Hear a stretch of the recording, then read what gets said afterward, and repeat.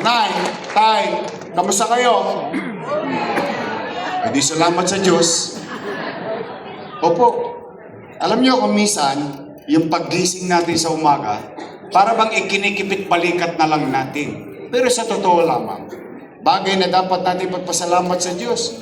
Ilang taon pa lang ang nakalilipas. Lahat tayo.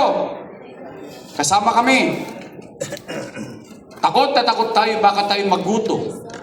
Baka tayo mamatay sa impeksyon ng COVID-19. Kaya salamat sa Diyos, ano't ano pa man ang nangyari sa nagdaan. At ano't ano pa man ang mga pagsubok ng kasalukuyan sa buhay natin. Salamat sa Diyos, magkakasama tayo ngayon dito sa SM Manila. Buhay tayong lahat. Habang buhay, may?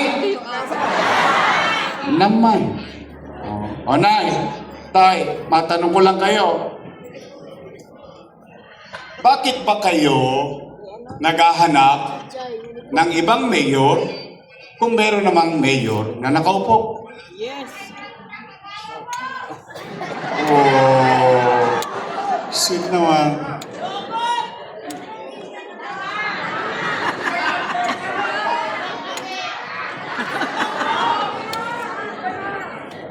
O hindi, kaya ako naman yan naitanong, siyempre nangangamba din ako. Bay, bakit? Dahil yung mga nangaupo, mga alaga ko po yan. Opo. For almost 20 years, inaruga ko po yung mga yan. Bakit? Tama. Bilang pagtanaw ng utang na loob kay Danny Lacuna. Alam niyo yan.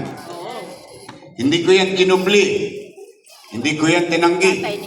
In fact, tayo mga Pilipino, hindi lang Manileño ha, tayo mga Pilipino, isa sa itinatangos sa ilong natin, yung pinagmamalaki nating ugali sa buong mundo, tayo mga Pilipino ay marunong tumanaw ng at ang utang na loob ay walang katapusang bayaran.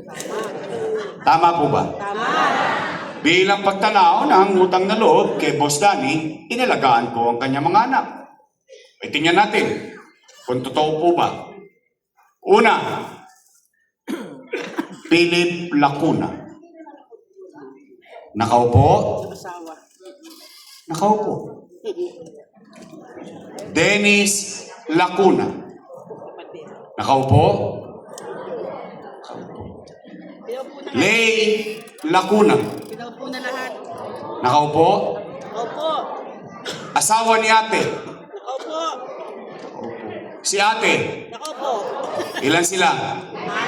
Happy? Family. Masaya ako. Happy family sila. Masaya ako na yung hindi napagtagumpayan ni Boss Danny sa tulong nating lahat na pagtagumpayan ng kanyang mga anak.